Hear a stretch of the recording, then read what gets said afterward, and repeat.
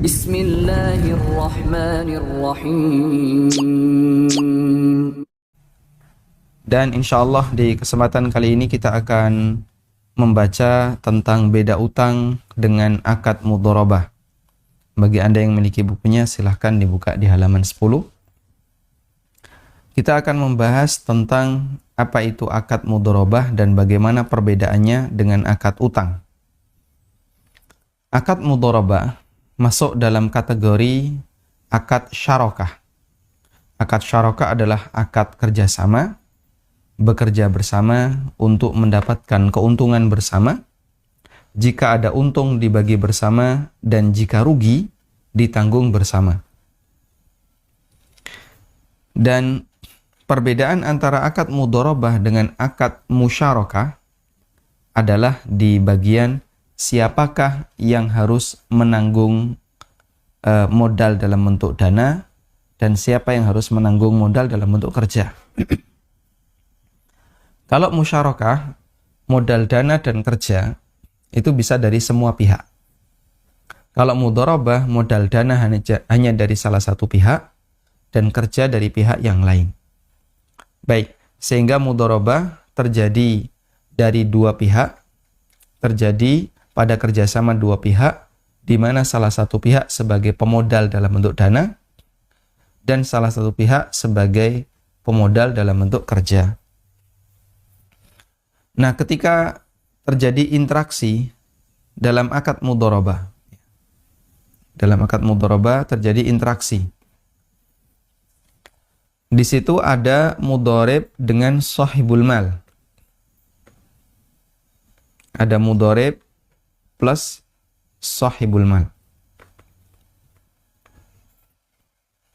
Ini pengelola, yang ini adalah pemodal. Jadi tadi kita sampaikan dalam akad mudharabah di situ ada dua pihak, salah satu pihak sebagai pengelola saja, salah satu pihak sebagai pemodal saja.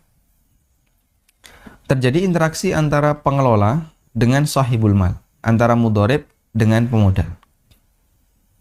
Maka sahibul mal menyerahkan modalnya ke pengelola dan status mudharib adalah sebagai amin. Status mudharib di sini adalah al-amin. Orang yang mendapatkan amanah, sehingga posisinya adalah yad amanah. Posisinya yaddul amanah. Baik. Coba kita lihat di buku. Akad mudharabah tergolong akad amanah. Berbeda dengan akad utang yang merupakan akad dhamanah. Perbedaan mendasar antara akad dhamanah dengan akad amanah adalah dalam masalah tanggung jawab resiko. Dalam akad dhamanah, pemegang harta menanggung semua resiko. Sementara dalam akad amanah, pemegang harta hanya menanggung resiko jika terjadi keteledoran. Dan ini sudah pernah kita sampaikan beberapa kali. Di samping itu ada beberapa perbedaan antara akad utang dengan akad mudharabah. Di antara perbedaan itu, yang pertama, masalah perpindahan hak milik. Dalam akad utang, akad ini memindahkan hak milik. Sehingga orang yang menerima utang berarti dia memiliki harta utang yang dia terima. Saya utang 10 juta dari si A, maka begitu si A memberikan 10 juta, dana 10 juta itu jadi milik saya. Berbeda dengan akad mudharabah. Modal yang diserahkan pemodal, sahibul mal, ke pengelola, ke mudharib, bukan milik mudharib, tapi tetap milik pemodal. Sehingga modal ini milik siapa? Jawabannya modal ini milik sahibul mal. Milik sahibul mal. Milik pemodal. Baik. Karena dia milik sahibul mal, maka jika terjadi pengembangan, sahibul mal dapat bagi hasil. Lalu mudhari'b juga dapat bagi hasil karena ada keterlibatan kerja sehingga mendapatkan keuntungan tadi. Karena itulah ketika terjadi resiko, maka pemilik harta, pemilik objek harta, dia yang menanggung resiko tersebut. Sehingga ketika terjadi resiko terhadap modal, siapa yang harus menanggung resiko modal tersebut? Jawabannya adalah sahibul mal.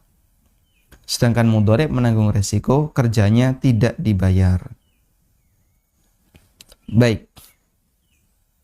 Yang kedua, kepemilikan hasil pengembangan. Status hasil pengembangan. Jadi kalau harta itu berkembang, hasilnya ini milik siapa? Status hasil pengembangan mengikuti pokok harta. Semua hasil pengembangan itu mengikuti pokoknya. Karena hasil adalah turunan dari pokok. Hasil adalah turunan dari pokok berdasarkan satu kaidah, at-tabi'u tabi'. Yang namanya tabi' adalah mengikuti, turunan itu hanya mengikuti. Sehingga dalam masalah zakat, keuntungan itu mengikuti pokok. Dalam masalah bagi hasil atau siapa pemilik keuntungan, jawabannya mengikuti siapa yang memiliki pokok. Dan begitu seterusnya. At-tabi'u tabi'. Dari sinilah muncul satu kaidah terkait masalah harta. Al-mal wa ma yatawalladu minal mal li sahibil mal. Harta dan turunannya itu milik pemilik harta. Sehingga kalau Anda memiliki harta, lalu Anda titipkan kepada si A, kemudian harta itu ternyata berkembang, maka hasil pengembangan itu adalah milik Anda sebagai pemilik harta. Baik, jika penerima utang menggunakan dana utang itu untuk usaha, penerima utang menggunakan dana itu untuk usaha, lalu dia berkembang, maka hasil pengembangan ini milik penerima utang. Sehingga pemberi utang tidak berhak dapat bagi hasil. Loh kok bisa? Karena tadi akadnya utang. Dan dalam akad utang, terjadi perpindahan hak milik di mana harta itu, dana itu 100% menjadi milik penerima utang. Karena status harta utang menjadi miliknya, sehingga turunannya juga miliknya. Lain halnya dengan modal. Dalam mudharabah, ketika dana modal ini berkembang, maka hasilnya dimiliki bersama antara pemodal dengan pengelola, dengan porsi sesuai kesepakatan. Kenapa kok dimiliki bersama, tidak dimiliki oleh pemodal?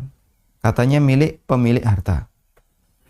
Jadi kita bisa memahami itu karena modal, dia saat diberikan kepada mudhari'b, modal ini dikelola. Modal ini dikelola. Lalu mendapatkan untung. Baik, pada proses pengelolaan, modal ini dikelola ya. Pada proses pengelolaan, di sini kan ada keterlibatan kerja. Di sini ada keterlibatan kerja. Sehingga untung ini dari hasil dua hal. Untung ini dari hasil dua hal. Yang pertama adalah modal. Yang kedua apa? Kerja. Dan karena kerja ini punya keterlibatan dan ini dilakukan oleh mudhari'b, maka mudhari'b berhak untuk mendapatkan sepotong keuntungan. Makanya disebut mudharabah sering disebut dengan al-qirat dari kata al-qardu yang artinya potongan, karena baik pemodal maupun mudhari'b mereka mendapatkan sepotong keuntungan. Taib. Jadi kalau modal ini murni milik pemodal, kerja murni milik mudhari'b, sedangkan untung milik mereka berdua, karena keberadaan untung itu berasal dari peran dua orang. Peran mudharib dan juga peran pemodal. Nah, selanjutnya, sehingga tadi ketika terjadi pengembangan, maka dimiliki bersama antara pemodal dengan pengelola dengan porsi sesuai kesepakatan keduanya. Selanjutnya, hak yang ketiga, hak penggunaan objek transaksi. Dalam akad utang, karena objek utang sudah dimiliki oleh penerima utang, maka dia bebas menggunakan dana itu untuk kepentingan apapun, baik produktif maupun konsumtif, tanpa harus meminta izin kepada pemberi utang. Sehingga saya kalau menerima utang 10 juta, selanjutnya terserah saya. Mau saya pakai untuk konsumtif, mau saya gunakan untuk apapun, terserah saya. Tapi saya berkewajiban untuk mengembalikan 10 juta itu pada waktu sesuai kesepakatan. Baik. Berbeda dengan akad mudharabah. Penggunaan modal mudharabah harus untuk kegiatan produktif dengan jenis usaha sesuai apa yang disepakati. Sehingga kalau mudharabah dipakai untuk kegiatan konsumtif, ini pelanggaran. Dan nanti mudharib yang menerima dana itu, dia menanggung semua resiko tersebut. Sehingga misalnya ya, si A memberikan dana kepada si B senilai 10 juta. Tolong ini kau gunakan untuk usaha. Lalu oleh si B, yang 3 juta digunakan untuk beli sepeda. Atau digunakan untuk memberikan nafkah keluarga. 3 juta dia ambil, dikasihkan ke istrinya untuk nafkah keluarganya. Dan ini pelanggaran si B. Maka jika sampai ini terjadi, si B tidak menjalankan amanah. Pelanggaran. Sehingga di posisi ini, si B karena tidak menggunakan dana itu untuk kegiatan produktif, tidak menggunakan dana itu untuk usaha, atau sebagian dia gunakan untuk konsumtif, dia berarti tidak amanah. Dan pengelola atau mudharib di sini tidak dibenarkan menggunakan modal mudharabah di luar kegiatan unit usaha yang disepakati. Ini jika unit usahanya telah ditetapkan dalam kesepakatan sehingga mudharabahnya disebut dengan mudharabah muqayyadah. Mudharabah yang dibatasi. Karena dalam kajian mudharabah, para ulama menyebutkan bahwa bentuk mudharabah ada yang dibatasi, ada yang tidak dibatasi. Mudharabah ada yang dia sifatnya mutlaqah. Mudharabah mutlaqah adalah mudharabah yang unit usahanya tidak dibatasi. Contohnya gimana? Si A memberikan dana kepada si B. Silahkan kamu gunakan untuk usaha, terserah usaha apapun. Yang penting nanti kalau kamu untung, kita bagi hasil. Kalau rugi, ya sudah, itu menjadi tanggung jawab saya selama kamu tidak teledor. Ini salah satu contoh mudharabah mutlaqah. Kemudian yang kedua adalah mudharabah muqayyadah. Mudharabah muqayyadah ini adalah mudharabah yang unit usahanya telah ditentukan dalam kesepakatan. Kamu saya kasih modal, tolong hanya digunakan untuk misalnya jualan cilok. Ya, ternyata itu tidak dipakai jualan cilok, tapi dipakai jualan cireng misalnya. Nah, itu kesalahan karena tadi sudah disepakati bahwasanya itu digunakan untuk unit usaha tertentu. Itulah yang dimaksud mudharabah muqayyadah. Nah, selanjutnya mengenai tanggung jawab resiko. Karena utang adalah akad dhamanah, maka semua resiko ditanggung oleh penerima utang.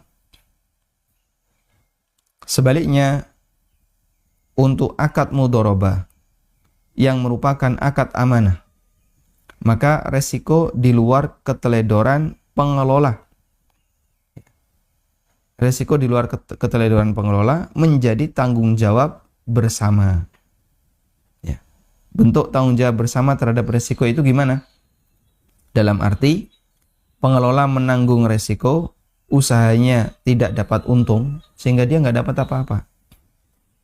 Capek merawat misalnya, capek ngelola, tapi dia nggak dapat apa-apa. Kenapa? Rugi, nggak dapat untung. Sementara pemodal menanggung resiko di mana modalnya berkurang. Sehingga keduanya sebenarnya dia punya potensi resiko dalam akad mudharabah. Nabi SAW bersabda, "Wala ribahu ma lam yudman." Tidak boleh ada bagi hasil, tidak boleh ada keuntungan yang tidak ditanggung. Maksudnya adalah resiko kerugiannya. Artinya, siapa yang menghendaki keuntungan, dia harus siap dengan resiko kerugian.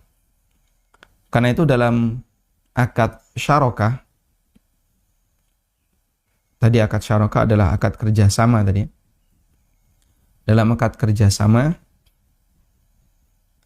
antara satu pihak dengan pihak yang lain, di situ ada satu kaidah bahwa yang namanya peluang untung itu berbanding ekivalen dengan resiko rugi. Sehingga siapa yang mau untung, maka dia harus siap dengan resiko rugi. Pengen untung tapi nggak mau resiko rugi, ini pelanggaran. Ya. Baik. Karena itu kalau misalnya terjadi seperti ini, saya kasih modal, mau enggak? Mau. Saya butuh kerja. Baik, saya kasih modal 10 juta. Silahkan dipakai untuk usaha. Silahkan dipakai untuk usaha yang kira-kira prospek dan menguntungkan. Saya kasih kebebasan, kamu bisa pilih usaha apapun. Baik, mudharibnya bersedia. Ya, saya terima ini 10 juta, nanti saya akan gunakan untuk usaha. Ini kalau untung, saya dapat bagi hasil. Kalau rugi, bisa nggak saya tetap dikasih upah, dikasih gaji. Karena saya sudah bekerja. Jawabannya seperti ini tidak boleh. Loh kenapa? Kalau rugi, Anda jangan minta upah. Karena posisi mudharib di sini adalah orang yang nanti akan dikasih bagi hasil. Sehingga ketika dia dikasih bagi hasil, dia punya peluang untung. Maka di saat yang sama, dia harus menanggung resiko rugi. Baik. Lain halnya kalau karyawan. Kalau karyawan disuruh untuk ngelola sebuah unit usaha, dia tidak menanggung resiko rugi. Dan di saat yang sama, dia juga nggak punya peluang bagi hasil. Tapi dia jual jasa. Makanya di sini ada perbedaan yang perlu kita lihat ya, terkait karyawan dengan mudharib. Apa sih perbedaan antara karyawan dengan mudharib?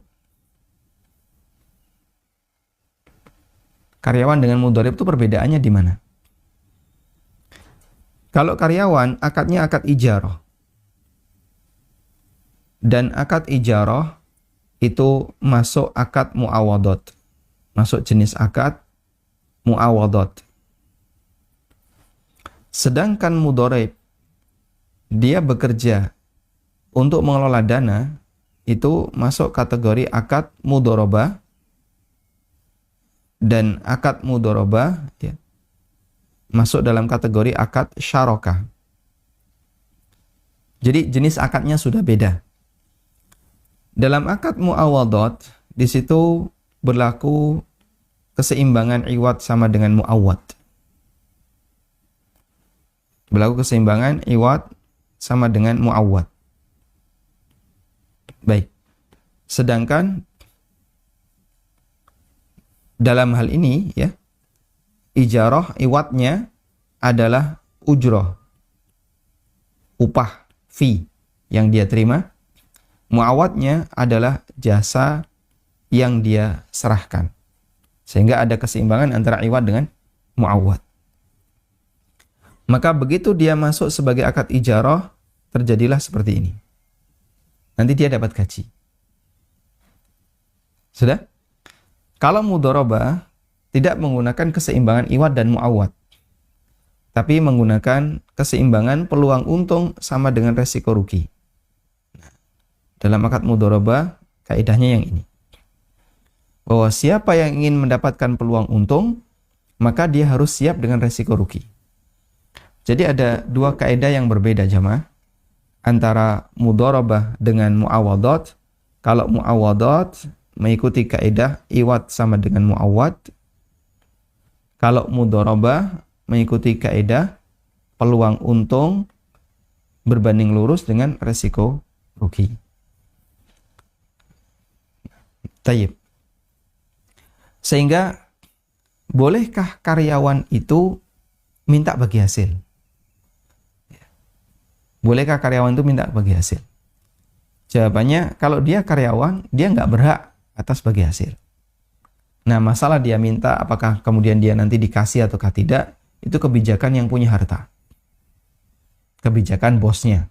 Kalau bosnya nggak ngasih, ya dia nggak berhak untuk nuntut. Kalau bosnya ngasih, dia boleh menerima. Sehingga kalau misalnya ya, saya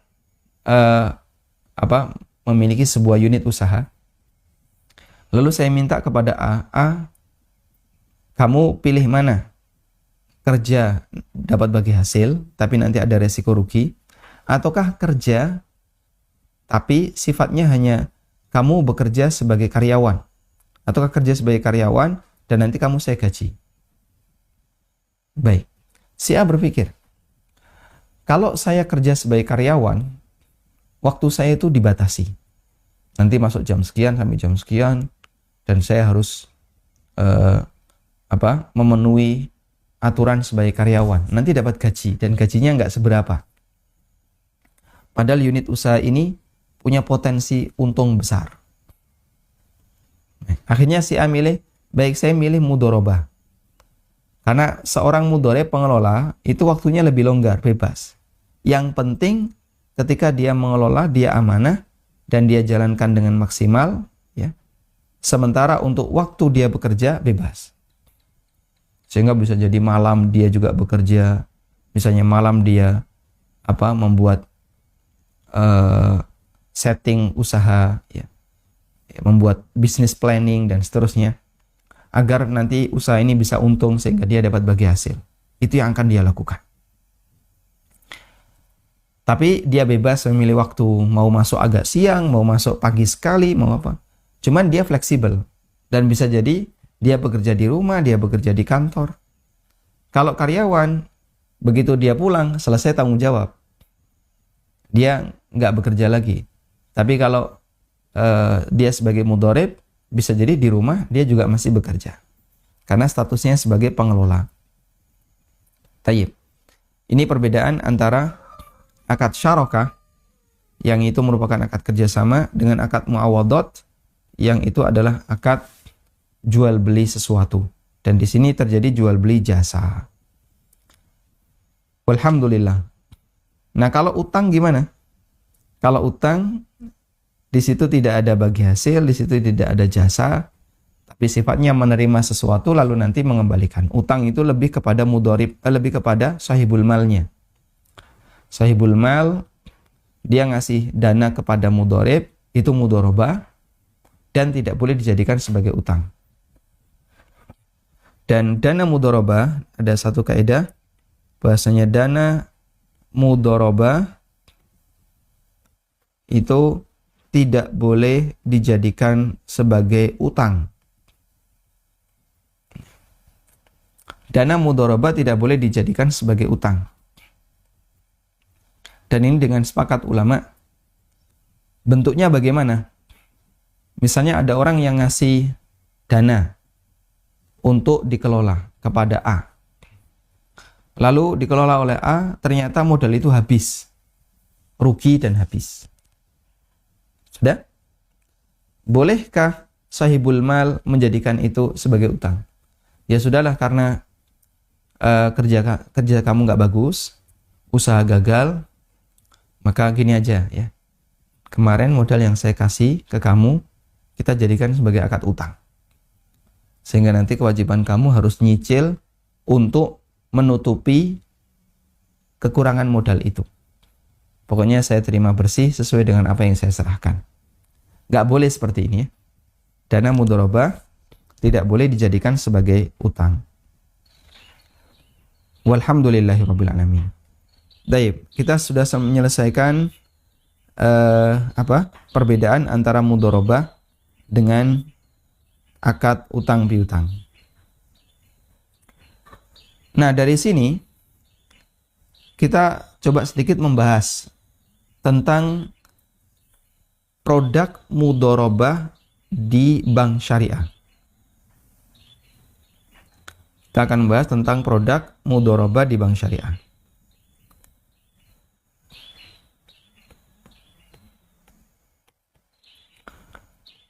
Mudharabah di bank syariah adalah salah satu produk ketika nasabah menyimpan dana. Sehingga produk tabungan di bank syariah itu ada dua. Ya. Yang pertama adalah wadiah, yang kedua mudharabah. Mudharabah di bank syariah kalau di bank konven itu mirip seperti kesamaannya ya. Ekivalennya adalah seperti deposito. Karena dana dalam mudharabah di bank syariah itu tidak boleh diambil sewaktu-waktu, harus ada jangka waktu tertentu. Tayyib. Mudharabah di bank syariah.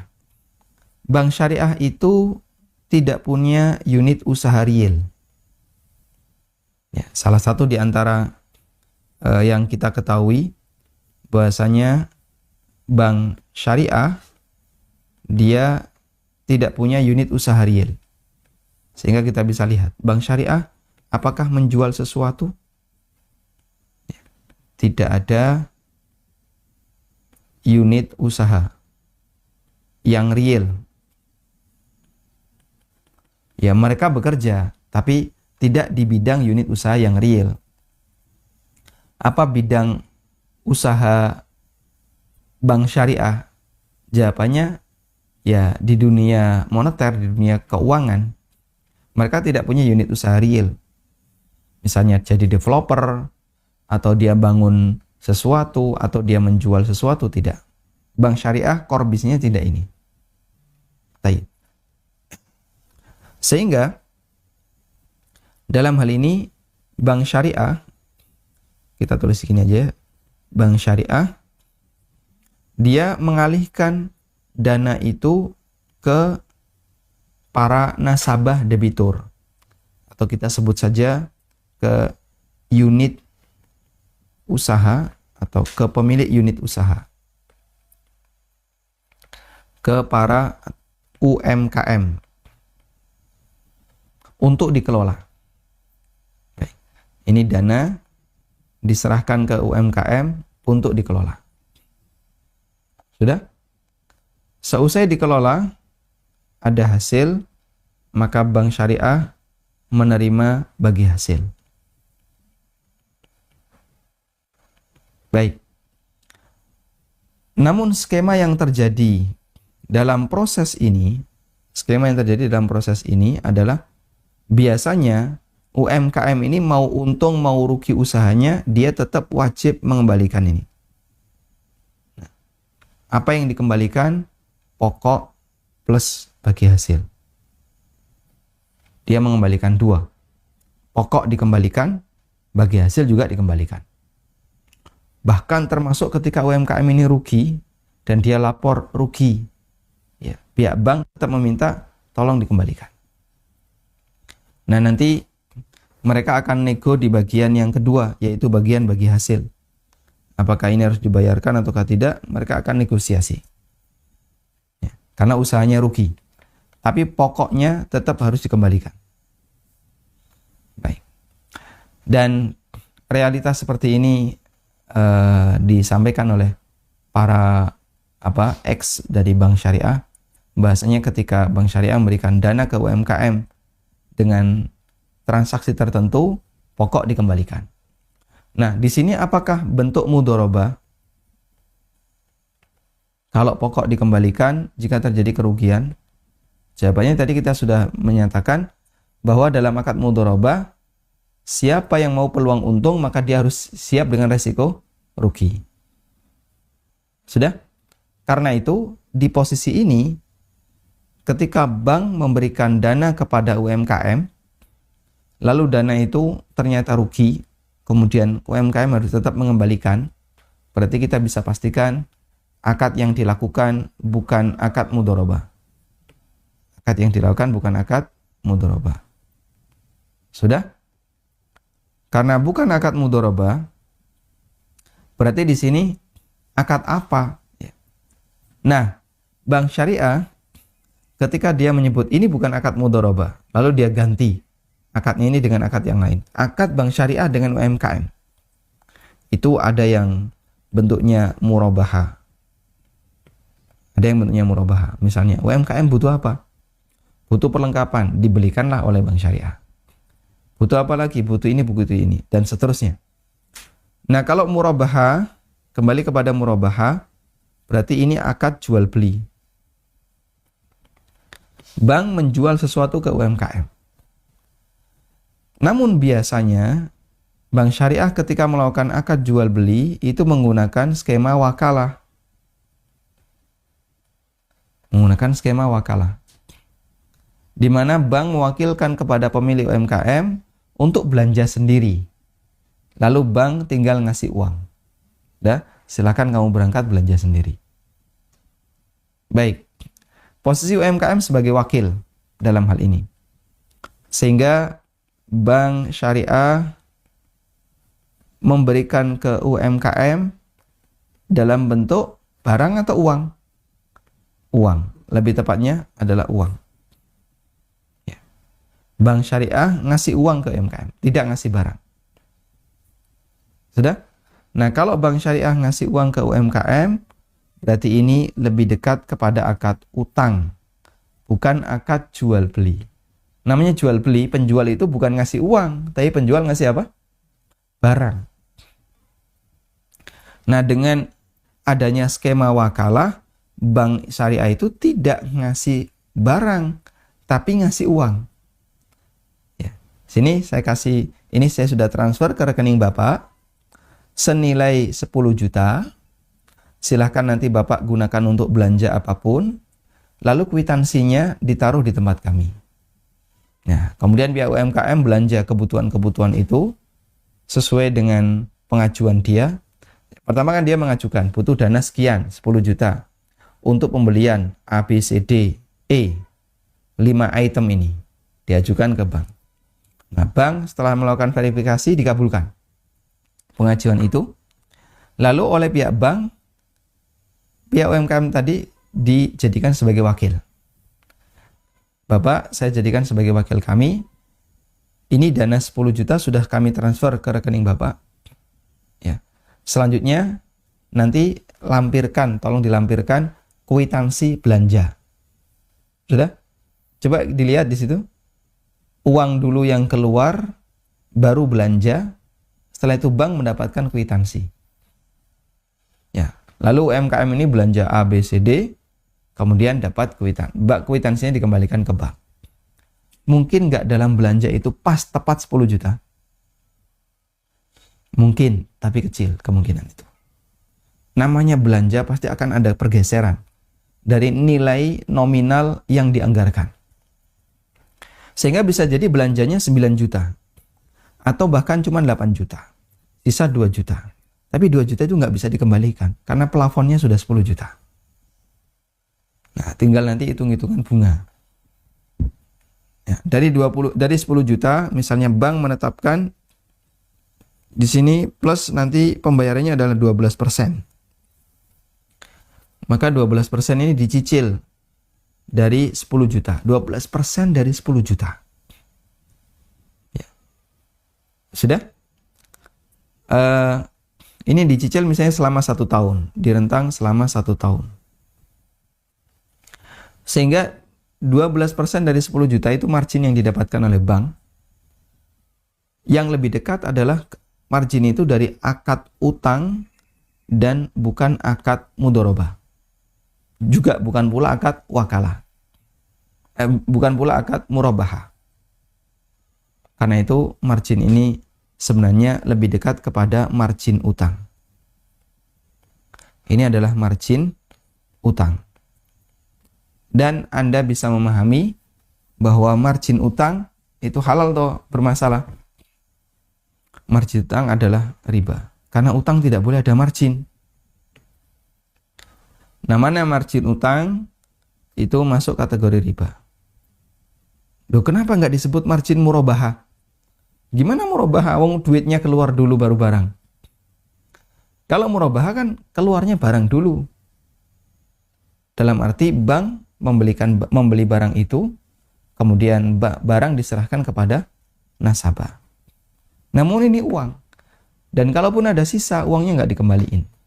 Tetap menjadi hak milik menjadi hak milik UMKM tadi. Berarti kan sebenarnya lebih kepada nominal 10 juta ini, bukan kepada barang. Baik, kalau kepada barang, sisa ya dikembalikan. Nah, selanjutnya Bapak, kami jual misalnya perlengkapan tadi senilai 8 juta karena tadi sisa dikembalikan. Itu jika jujur ini adalah akad wakalah. Ya. Karena kalau UMKM ini jadi wakil bank untuk belanja, berarti kan dia belanja sesuai kondisi real. Pak, ternyata habisnya 8 juta bukan 10.